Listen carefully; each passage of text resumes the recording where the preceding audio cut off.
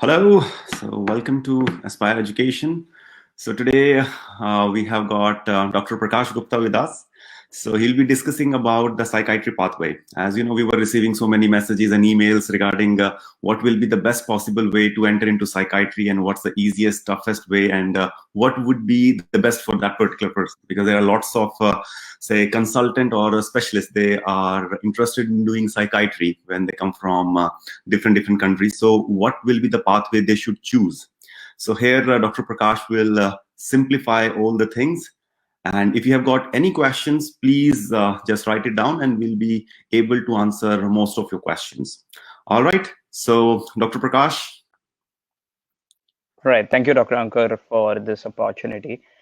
I think it's a wonderful platform to do this for many people. I was quite lucky when I came to the country, or when I wanted to do psychiatry. I had my brother who was already in the country. He had the information. So it's really good. I mean, for me, it was like it was served on a silver platter. But a lot of people don't have that information. So I think this is a wonderful method of going about just giving information so people can make wiser decisions.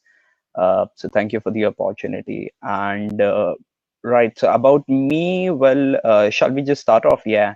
So right, as you can see in the slideshow, this hashtag choose psychiatry, it's actually a hashtag from the Royal College of Psychiatrists in order to promote psychiatry, and people should take it. So in some ways, I'm just passing on the message. Uh, right. So could you go on to the next slide, please? Right. So essentially, this is my journey. What I thought was, when I had started off, I had a lot of questions as well, and there were over the years a lot of people have contacted me over Facebook, Instagram, asking about what's PLAB, how to get into the UK, what's the pathway like, and then obviously as over the years as I got into psychiatry, people started asking me. So I thought this would be another good opportunity to just put all the frequently asked questions in one go. So essentially, as you can see, I was quite young, teenager with very average IQ. I entered into med school with just because when I was a teenager and when I decided to become a doctor, I know when we are teenagers, we don't really have that long-term thought process what we want. I just thought being a doctor would be cool, so I wanted to get into med school. And as I said, I had average IQ. So with great difficulties, I passed my MBBS. Over in the final year is when I wanted to become OBS gynae, because I really enjoyed that subject theoretically. And the next year, when I got into the internship, working in OBS gynae was, I'm sure the people who have worked in OBS gynae know exactly what I mean, and then multiply that by 100 times, because the place I did my OBG was one of the most busiest, or rather, it was the busiest general hospital in Mumbai. Uh, and then I just dropped the idea of OBGY. However, in that internship, I enjoyed surgery. Now, although I'm talking quite non-psychiatry, it's because the journey to psychiatry just didn't start away that I was like, okay, I want to do psychiatry. But in that 1 year of internship, I still remember one characteristic feeling that I had from my psychiatry post was that I remember a consultant, when she was talking to the patient, when she was taking history, it was really like, I was like, that's such an easy conversation. But today when I do it, I know how much of preparation, what all goes into it to simplify it down for the patient to understand and elicit those information that you want. But I still remember the characteristic thing was she asked the social worker to sit within the MDT meeting and said that I give you the equal weightage as that of a junior doctor, as of a psychologist, or as a pharmacy, or anyone. So I had that feeling that I remember from my entire psychiatry experience from med school to internship. This is something that I remembered back, and I felt like, okay, this is something different. But again, there was hardly any insight in psychiatry in India. And eventually, I took up a job in as a surgery SHO for 4 months, just so that because I had enjoyed surgery, I just wanted to see what the life was.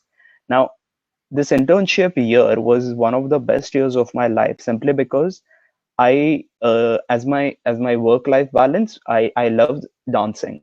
So I felt when I was doing this work, I in the morning I used to work, and in the evening I could dance. So I'm like, this is what exactly I want in my life. But then when I was doing surgery SHO job for 4 months, I was doing well, and I had, touch wood, I had a great team, so I enjoyed it. But the work was not like, I didn't see my life in it. But then I wasn't too happy working in India, and I felt I needed to explore other options. As I said before, my fortunately my brother was in the UK, so he could guide me, and I had a bit of a point of contact to do my research and then ask what would be the best pathway. Now, although I chose this journey, I wouldn't really recommend everyone to do this because the one I chose was quite expensive. But because I had a 3-4 year plan already with me, I knew what investments I was making and why. So, for instance, I did Masters in Public Health, PLAB 1 and PLAB 2 in that one particular year itself, which was 2017 August till 2018 July, or rather, actually 2019 January. But I took masters in public health for a number of reasons. One, because firstly I didn't wanted to have an educational gap year, because if I'm doing medicine, I mean, I finish with my MBBS, I do my internship, I did my 4 months of this thing, and then if I'm coming to the UK of doing PLAB 1 and PLAB 2, I would have to stay in the country, come here for PLAB 1, then go back, then give for PLAB 2. I'll have frequent visits. And as I said before, I'm a very average student, so I didn't find I would be able to focus on my work and prepare for PLAB 1 and PLAB 2. But if I was doing masters, then I would be able to have that visa for a longer period. I'll be able to focus at least on two. It was very difficult. I remember, I would say that was probably the most difficult year education wise, because I was doing masters and PLAB simultaneously.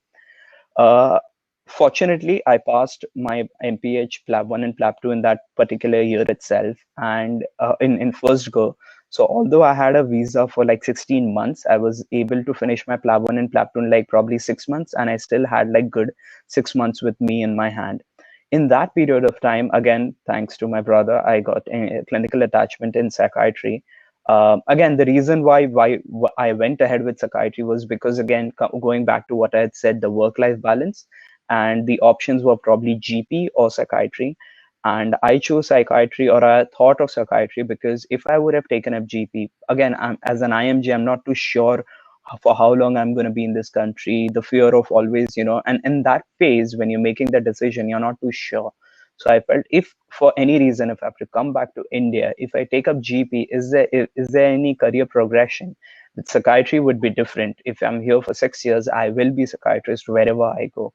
So that was one. And two, I felt, just because I'm interested in psychiatry, or I want to take up, it's not just a good reason. So I need to know what's there in it, what's expected of me, what needs to be done. And as Brunal had said before, if you want to take up a job, the best way of doing it is just work in it. So essentially, again, coming back to the slide, as my brother was in training in psychiatry as well, he linked me up with a consultant, and essentially I was able to do clinical attachment in psychiatry. Just for the interest in time, clinical attachment was basically like a medical post that we would have in our med school. So essentially, I would go there, just shadow the co-trainees to consultants, and just pick up, like, how's their mental state examination, like what are they eliciting, what kind of language they're using, why they're using, and I would talk to them. And one of the best things about psychiatry is that by far I have come across the genuine and most helpful individuals. I mean, to help, and which is why I found that quite appealing as well. Eventually, I realized. I remember one day one of my consultant had to see a patient who was a Urdu speaker, and we had to arrange for an interpreter. It was a busy Friday afternoon, and because coming from India, I could understand a bit of Urdu. I said, okay, let me do the assessment. At least have a plan in place for the weekend. We'll arrange for the translator over the like in the next week, and we will take it from there. I eventually did the entire assessment. The consultant was very happy, and he said that I did a very good job. And I felt, if a consultant says that I'm doing something good, then maybe I have some potential. And essentially, I took up a job in psychiatry, a non-training job. Mronal had did mention about the non-training job, and I'm sure a lot of people would have a question: what's a non-training job? So I'll elaborate that in a in a separate slide quite clearly. Essentially, in that 10 months, I worked on my CV even further, and the master's in public health that I had done was going to be helpful in my interview as well. Now, what happens in the interview, again, I'll explain in another slide. Eventually, for me, it was getting into South London and MOTS, the NHS Foundation Trust, to do my co-training, come what may. So my entire approach all these 10 years was, I want to get back at, I want to come back to SLAM, because the clinical attachment I did was in SLAM as well. So for me, it was like, that's where I have to do, and there is no other option. If I don't get it in this year, I'm happy to wait for another year, another 2 years, but I have to do it in SLAM. It's simply because it's like the gold standard in at least, I would. It's quite biased opinion, but in my opinion, it is quite good, at least in Europe, or in our part of the country, in the part of the world. But eventually, yeah. So that's been my journey so far. Uh, could you go on to the next slide, please? Yeah, right. So yeah, that's a good journey. That's true. Like if you want to do psychiatry, so you should have that thing first in your mind. Like, yes, I want to do psychiatry, and definitely congratulations, man, that you are doing the training in one of the best institute, I would say, in the whole world. In Yeah, psychiatry. arguably, yeah. Thank you. So that was my journey, but just to give it an overview for the other people, like what a journey is like of a psychiatrist. So as you can see, there is you have your med school, you have your foundation year two or for 2 years, you have a core training for 3 years, is where what I'm doing at the moment. After I finish with this, I'll go into the higher training, and eventually I'll become a consultant, and just like most of this would happen. Now, the interesting thing is the next image, as you can see, the graduation from University Foundation year on two, it says F2 eligible for apply for paper A, and then after that, there is a recruitment into CT1. This is something I wanted to talk about, the recruitment into CT1. And essentially, that is the primary important thing which a lot of people would be getting into to get into core training. Uh, and yeah, so essentially you would have an interview here before your core training psychiatry, and you'll have another training, another interview before your specialty training. Now there are certain exceptions to this, but this is just the recruitment that the Royal College has. So this is, I would say, one of the 3 or 4 ways of getting into psychiatry. To the road to become consultant. And in my opinion, if you are an F2, or if you are very limited exposure in your country about psychiatry, probably this is the best way to go forward. And most common pathway as well to go up to the consultancy. There are other ways as well by which you can go. So if you could go on to the next slide, please. Yeah. Right. So there are 4. I have put over here the 4 pathways, but then there might be a few more. But then just for the simplicity and interest of time, I've come down to 4. The first one is the recruitment into approved training programs in psychiatry. The one that I explained in the previous slide. There is another one that is a run through pilot scheme for CAMS. Essentially, the core training and higher training, which is essentially 2 blocks of 3 years each, is combined into a 6-year block. So the all 6 years, all you're doing is CAMS. It's a pilot project. So in other words, you do an interview, you get into CAMS, and for the 6 years, you just do CAMS, and then you're a consultant. The next one is a medical training initiative. I think that's what Ronal had explained last time. So the people who hadn't seen, please do check out Ronal's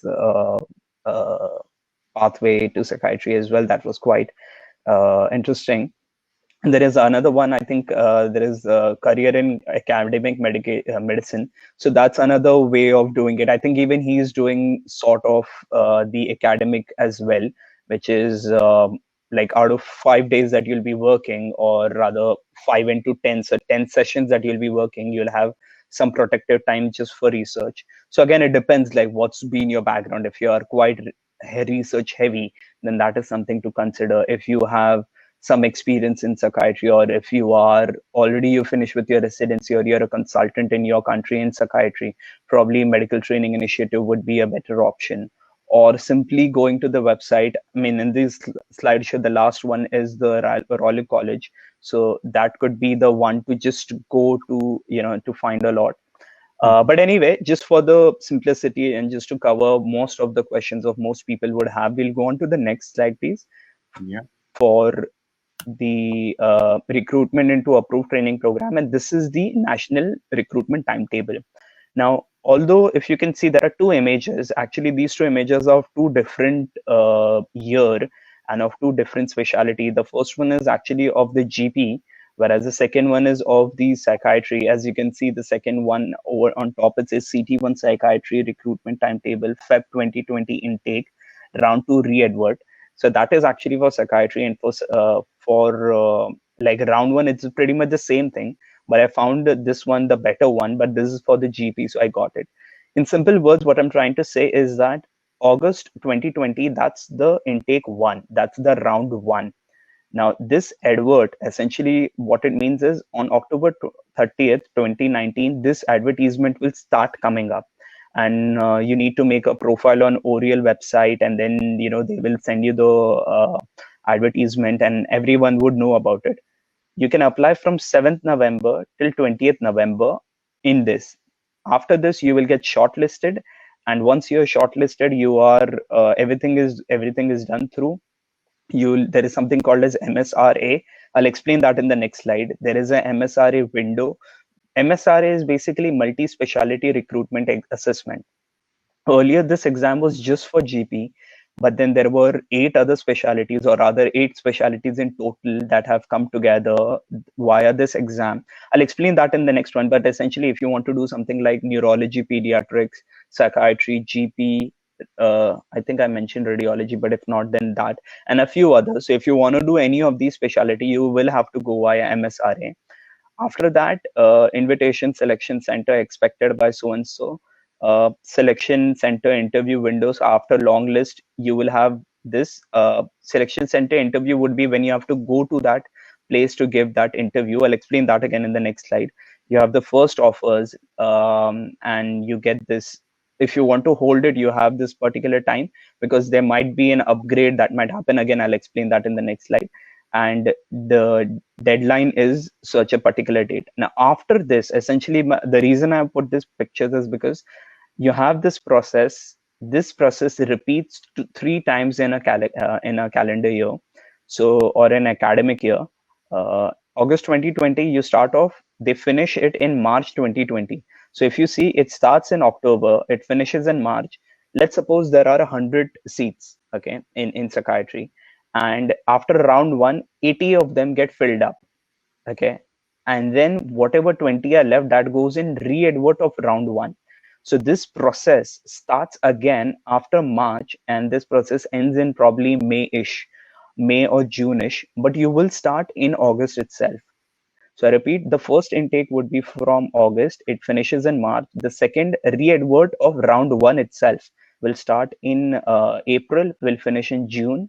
And after that, let's suppose, so numerically, let's suppose there are 100 seats, you finished 80 of them were picked up in round 1, and then out of 20, 10 were picked up in round re-advert of round 1. The remaining seats go into the round 2. And then over here, you have the same process, but you don't start in August, because what happens is, because sometimes some people have like multiple options, some people switch their training, or for any reason, there are some seats that come up. Those all get added into the round 2, and eventually they will start in the July, the advertisement, and the process ends in Feb, and you start from no, actually, application anticipated start date. Yeah, that's what it made sense of. Like, I felt the upgrade was that date, but no, you anticipate that start date is 5th Feb, which is essentially the first Wednesday of February. Can we go on to the next slide, please? Yeah, so this was essentially the recruitment process. I know it sounds like it's quite it's I to be honest, it's quite a complex process, but then I've tried to simplify it. Essentially, as I in the previous slide, it said long listing via ORAL, and you have something called as the multi-speciality recruitment assessment. Now, let me explain it in this way.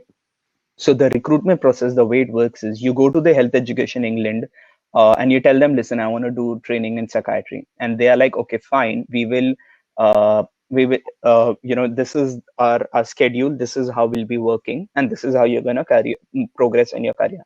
But a lot of trusts that are working, they need junior doctors to work for them, because obviously as you go higher, you need, the workforce. And because training is also important, the trust goes to the Health Education England and says that, okay, we'll hire these trainees, we will take care of their training, we will take care of their fees, sorry, not fees, but we'll take care of the payment and everything, their I'm not getting salary, and everything, and we will but give hire the give these trainees to us. Now obviously as a trainee, I would feel like, why do I go to Slam, or why do I go to Oxford, or why do I go to Birmingham? There are various ways. So it could be, there could be a lot of explanations why you would choose, why would you have preference for one, but they will try to keep their training program the best so that they get more trainees. Okay. Now essentially what tends to happen is that earlier this SRA process wasn't there, so you simply go for the interview, you get it. But then needs to be some threshold by which the people who are actually like, who want a more competitive job, they have another way of getting what they want, which is why I think that was my rationale why they would have include multi-speciality recruitment exam in it. Essentially there are two aspects of it. There is a clinical based scenario analysis, clinical skills, or clinical questions, and there is a situational judgment theory papers. The clinical exam is basically like, let's suppose a patient comes to you who is kind of has an infection something, and you want to give him an antibiotic, but then he also once you give an antibiotic, when he goes out in the sun, he has a bit of whatever rash or something, so they're looking for photosensitivity and whatever drugs has it. In other words, it would be more detailed than lab 1. uh, so it would be slightly difficult, whereas the situational judgment would be like something like, you're working in A&E, and after a hard shift, when you're going for your rest time, a angry patient comes to you and approaches, then there would be like 5 options, and you have to just arrange them from most appropriate to least appropriate. And out of this, once you get a score, if you get more than 575, then you bypass this interview pattern and you simply get your offer, your first, whatever your opinion, whatever your first choice is. However, if you pass, but if you have scored less than 575, which is, as you can see in the center, it says pass, you go down to the selection center. Now, usually it is in Etihad Stadium, Manchester City. So I do recommend that, do have their, if you're interested in football, just see their stadium tour as well. It's really inspiring. Over there, you will have over here it says 3 simulated consultations and 1 written exercise. Actually, that's not the case. As I said before, I tried to find good pictures. So this is actually the GP process. But then in the selection center, you will just have 1 clinical scenario and 1 portfolio station. So you have to just talk about yourself. Why do you want to take up psychiatry? Again, that's a webinar for some other time. It's quite in goes in detail as well. But essentially, after that, whatever score you get, you will eventually get your rank, and depending upon your preference, you will get your receiving offer. If you don't get that offer, you can apply in the next round, which could be re-advert of round 1 or or round 2. Now, the only drawback of this is if you fail your SRA, if you even don't get the minimum threshold, let's suppose it's in round 1 and you fail in your SRA in the round 1, which is, let's suppose 40% is the baseline. You don't even get that, then for that entire academic year you can't apply, because your SRA scores keeps carrying forward. So you will have to wait, then reapply in the round 1 in the next year. So for instance, to give you an example, I had applied for re-advert of round 1, but because I hadn't prepared for SRA, I didn't go for my SRA. I cancelled my SRA, because if I had failed, I would have not got a decent score, or I would not be able to get into round 2. And eventually, I would have to wait another 6 months. So which is why I waited, worked in psychiatry for 10 months. And meanwhile, I did this process. I know it's quite tiring. Is there anything, Dr. Ankur, you would want me to repeat? Yeah, no, I mean, just want to know a bit more about this MRC Psych. What will be the best time and when we should be giving it in a bit more detail? Yeah, that's actually a very good question. Right.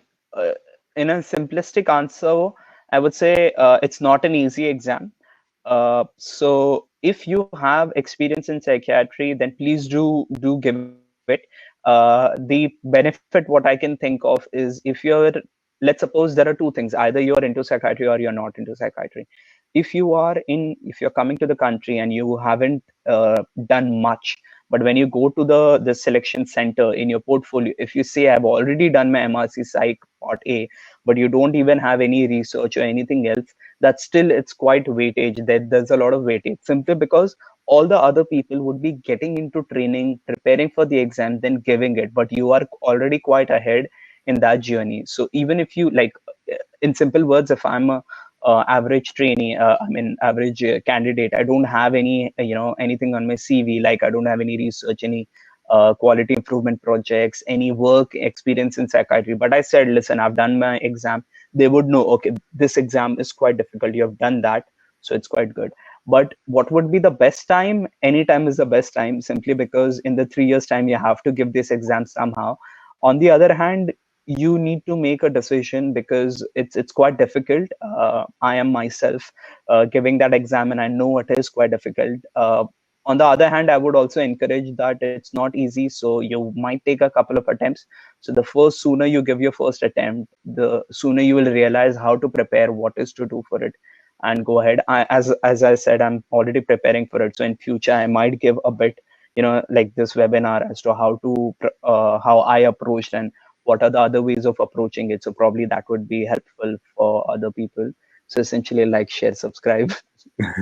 Right. And also, like, so you don't have to give any part of MRC Psych for the training. So you can get the training without MRC Psych. Core training, I mean, you can get. I think there could be a way. I mean, it's like,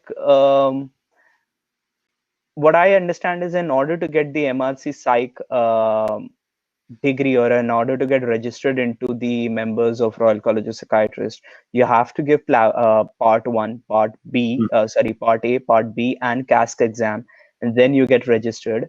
There might be some other pathways, but then again, it's very clearly given on the website, on the RC Psych, that what are the other requirements you need to have to give it to the college. And I think it varies from individual circumstances. But what I can definitely say is that the college is very helpful, and they are always very happy to reply with whatever specifications that would need. So there could be a potential way of bypassing these exams and getting into RC college. But I'll have to figure out if what would is it I would basically, I'll have to talk to people who have done that way, so I could talk a bit more about it, just to give like confirmation on it. Right, right, right. Right. Meanwhile, can we move on to the next slide? Yeah, sure.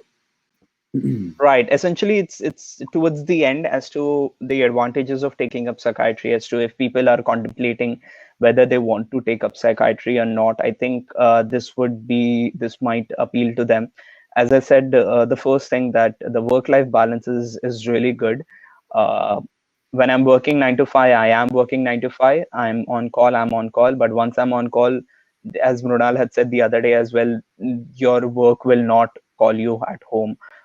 There will be some other doctor to look into it. I'm sure this is pretty much the same in, like, even in A&E as such. When you're on call, you're on call. But the difference is, if I am on call, if I'm working probably 12 hours in psychiatry, or 8 hours in psychiatry, probably I'll be on my feet for an hour or two. If it is like a really busy shift, which is like once in 6 months or 2 3 times in 6 months, or sometimes again it varies, like some rotas are quite busy, so I might be on feet like 6 hours, but definitely not 8 hours. Meanwhile, in A&E, you are pretty much on, and you get into this mindset that you're practically always on call, because whenever you're there, it's quite emergency. In psychiatry, again, you have non-emergency, you have emergency, so it suits, like, whatever you want, you can do it. Some people can do a lot of work, so they can pick up extra shifts, which is the last point, which is the locum pay. So you do get paid quite well. Um, I think the professional satisfaction is definitely there. Over the years, what I have felt is I have grown up as a person as well. More importantly, I remember, again, I mean no disrespect to any other specialty, but when I was working in surgery, there was a time when I was so worked up that I would not see patients as patients, but just as illness. Okay, this is hydrocele, this is what we have to do, so and so, so and so. Hernia, this is the steps. But then the patient was somewhere lost in it. There were very few patients that stayed back with me, but coming to psychiatry, a lot of patients have stayed back with me. Positives and negatives, I learned from it as well. But I have started to view myself, the society, my family, most importantly, in a very different manner. So I think that's one of the biggest advantage of psychiatry that I have faced. Also, very importantly, we have something called as a weekly Ballant group, which is, I think, something very quite different from other specialities. Essentially, we sit together every week. All the trainees sit together, and one of us would present a case. And it's not about psychiatry, but it's all about what happened, how did I feel, how did I cope up with it, and just discussing. And others who have gone through, potentially would have gone through the same, how did they cope up, what were their challenges. And this is shared by a consultant, so he or she would give their points as well. So I found that's, as a earlier in the career, it's very important to have this, because a lot of times when a patient who's quite unwell would talk to you in would be like, oh, you are the one, you did this to me, and suddenly you're like, well, I didn't intend to, or I never felt this. But if you have some people around, it's a very good way of dealing with those emotions and essentially not taking that work back home, which is quite important. And as I said, the pay is quite good. You also have something like flexible pay preview. Basically, if you're taking up psychiatry, you get paid slightly extra as well. It may be not too much, but then it's always a good incentive. So these were the advantages. I think I'll just finish off with the next couple of slides, and very briefly. The next one is, yeah, this is the Royal College of Psychiatrists.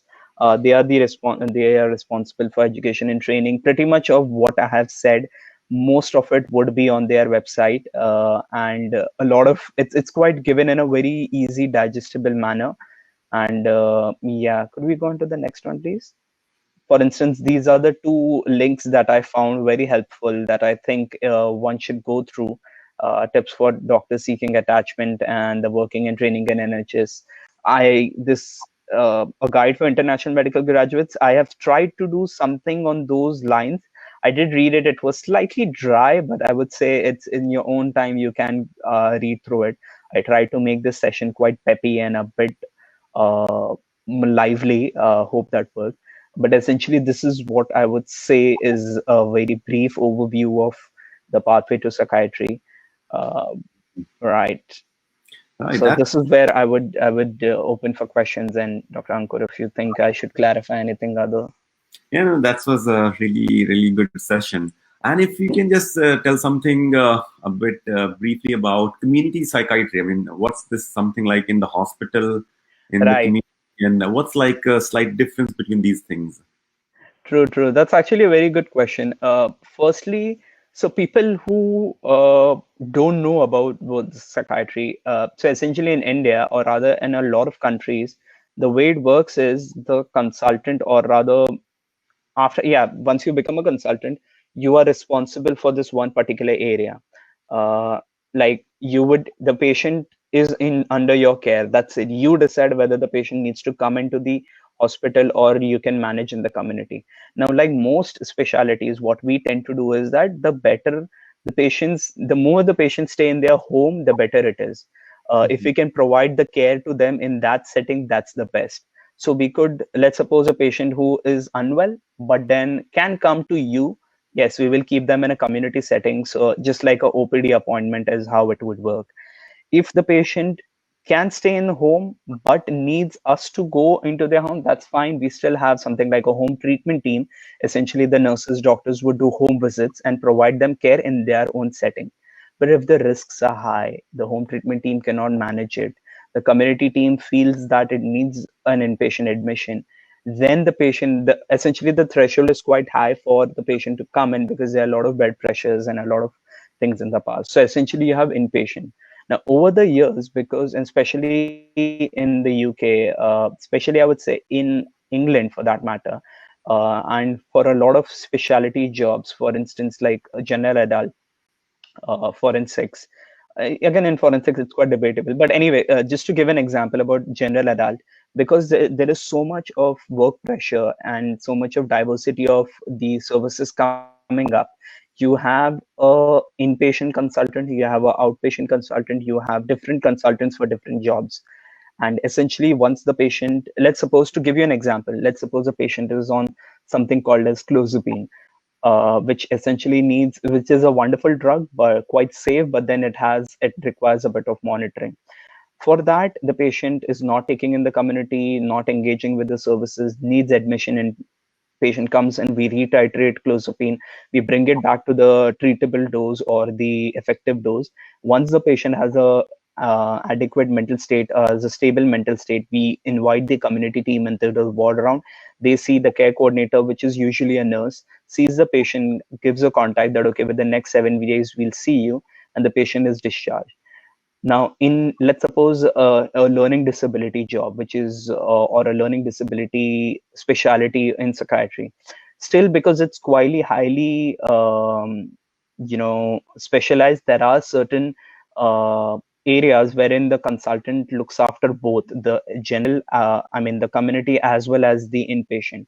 Again, on the other hand, you have something called as eating disorders, which is again quite highly, which at the end of the spectrum, like it's quite highly specialized job. Again, in that, you would have inpatient and outpatient, or inpatient and community jobs.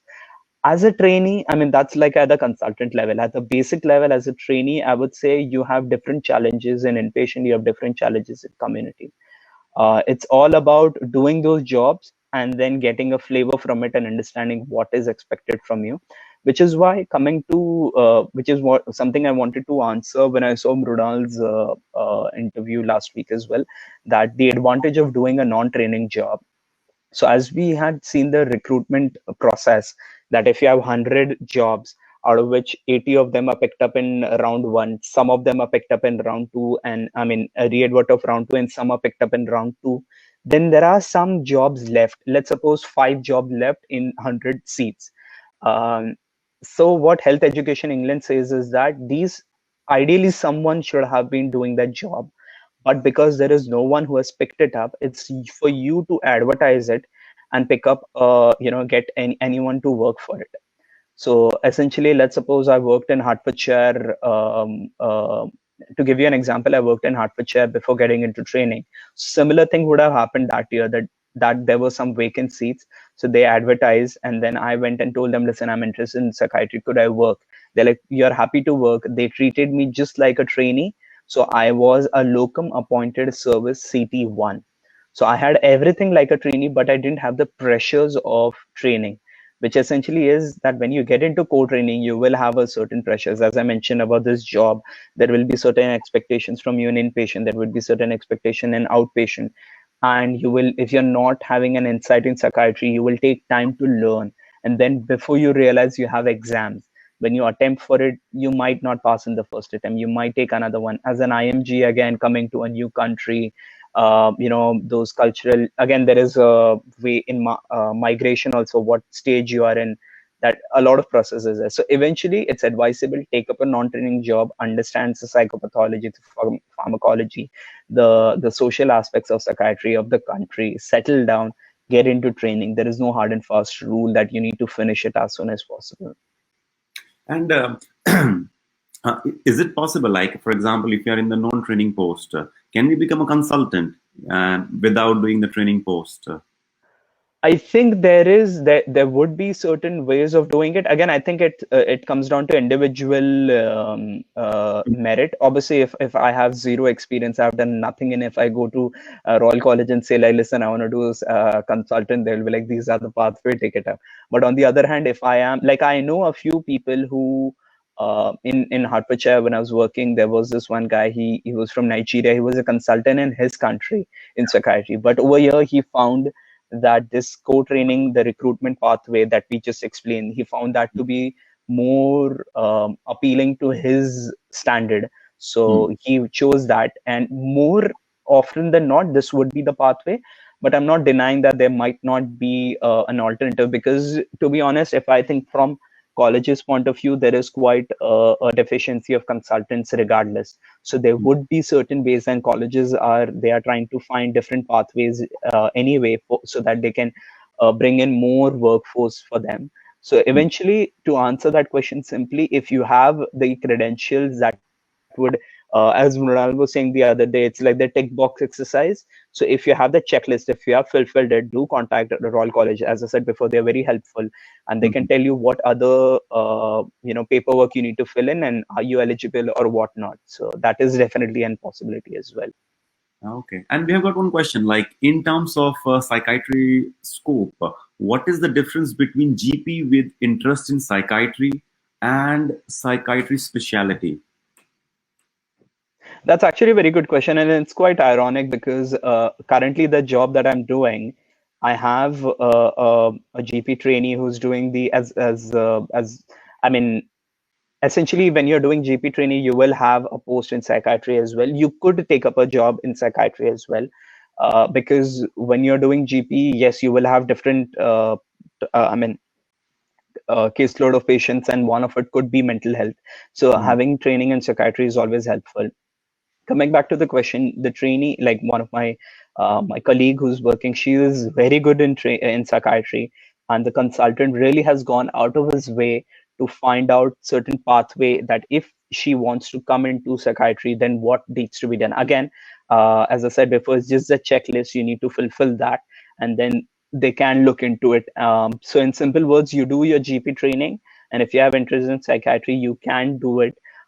There would be ways, but then it's all about just finding that right checklist, and you need to have those contacts and need to speak to the big shots in psychiatry. And as I said before, in psychiatry you'll find a lot of good people who are willing to go out of their way and help as well, so that's possible. On the other hand, as a taking up psychiatry specialist, if you want to basically get into Royal College, then again it's like you would have to do CT1, CT2, CT3. But then again, with GP, what the Royal College is like, fine, you have done some work, etc., etc. These are our requirements. Just fulfill that, and we can bring you on the register as well, and you can do that. Meanwhile, you can, if you're a GP and you're doing that, but you really enjoy psychiatry, a lot of them actually take up locum shifts to do emergency psychiatry as well. Just it could be because of the pay, it could be because you're just seeing the cases, it could be a lot of reasons why they could do that, but essentially it's interchangeable. Yeah. But again, interchangeable, I don't mean from psychiatry you can go into the GP, but the other way it's that, so it's kind of semi-permeable. Right. Yeah, so that's a good answer for this. Yeah, so that's the psychiatry training pathway. So if you've got any question, you can ask. We'll be happy to answer. That was quite nice. I mean, we covered like in 30, 40 minutes. So it's good. Yeah, pretty much. Yeah, I actually did. I realized I'm sure you know, I talk quite a lot. So I had actually gone through this, that I try to simplify it into the simplistic way. And to be honest, it is a very, very short overview. There is a lot that we can discuss. We can just discuss about the interview. There could be just a discussion about what the MRSA itself is, because it goes quite in detail. Essentially, yes, if you're planning to take up psychiatry, do put in time to find out a lot of things, do read a lot. What I mean by that is the psychopathology, and it is quite interesting about what's psychiatry. And I would always highly recommend people to take up psychiatry, because it's been very, very, I would say, one of the best things that has happened to me professionally, of finding a passion in psychiatry. Meanwhile, yes, it's not a cup of tea for everyone, because I know a lot of many of my friends who are like brilliant clinicians, who are very good in their work, but they just can't deal with psychiatry. But but they are definitely great at something else. One last point I would like to say is that if you think that just because I started off by saying that I was quite average and in med school. Don't think that if you want to escape from medicine, you can take up psychiatry. Then you're doing the wrong thing. As a psychiatrist, first you need to be that medical doctor, and then on top of it you have the psychiatry, which is the second challenge. Right. But yes, it's quite rewarding. Although one last thing I would like to finish off is with people don't talk about failures, so I would like to talk about that for a minute. That I have had a number of failures in my life, but it's what's important is that how you come back from it. So for instance, I failed in my seventh standard. I mean, who fails in seventh standard? But I did. I failed in my first year med school. I attempted to give my part B exam twice in my first year, simply because I was preparing for it in the back quite a long time. I didn't make it, but doesn't matter. I am preparing for part A. Again, COVID came up, but doesn't matter. My preparation is still ongoing. Hopefully I'll pass right now or in the next attempt or whenever, but eventually what I'm trying to say is that the people, even if you have not been able to make it, your scores in IELTS, in speaking, I mean in writing, you're getting 6.5, you need 7, you can't get it, don't worry.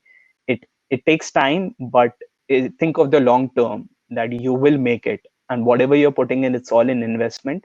Sooner or later it will come, but just don't lose hope. Yeah, that's that's what I thought I should end it with. Right. I mean, that's Unless true. there are other questions.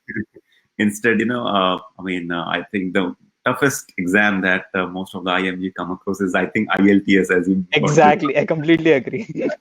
True. Now Yeah. they have made it a bit easy, so it is also like Yeah. accepted by them. So I think nowadays nobody is going for IELTS. So it's a Uh, great relief actually from GMC, I would say, for fair, all the fair, graduates. fair. And there is one Perfect. general question, I guess. My question Yeah. is a general one, not related to psychiatry per se. Is a clinical attachment helpful in securing a job at FY2 level in the NHS for international medical graduates? Okay, that's. I would answer that question in two parts. One, the what, just answering the question, which is obviously yes. If you do a clinical attachment, definitely it would help. Meanwhile, what I would say is, what I would suggest, I strongly recommend everyone for this is, I would avoid, or I know a lot of people who feel that taking a FY2 job in the country would be helpful. I disagree. I would simply advise you against it. If you are thinking of FY2 job, in other words, what I'm trying to say is that you've done with your med school, you have done 1 year of internship. When you're doing PLAB 1 and PLAB 2, in that period of time, even if you work for 4 months in your country for FY2, I mean, in any job, as I mentioned, in my case, it was surgery SHO job for 4 months. Just do it in any job. Ask a consultant to fill this one check sheet. It's like a 18-page check sheet. You'll able to find it. Essentially, it is a competency for FY2 job.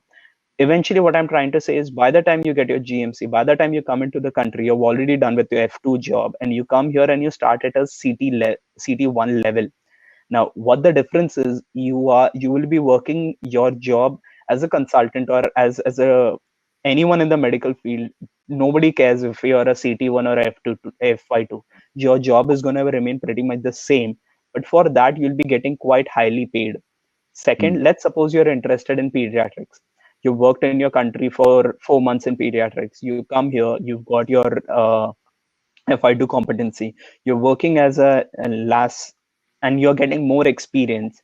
And then you can go into the training job. I mean, going for the interview and take up the pediatrics job.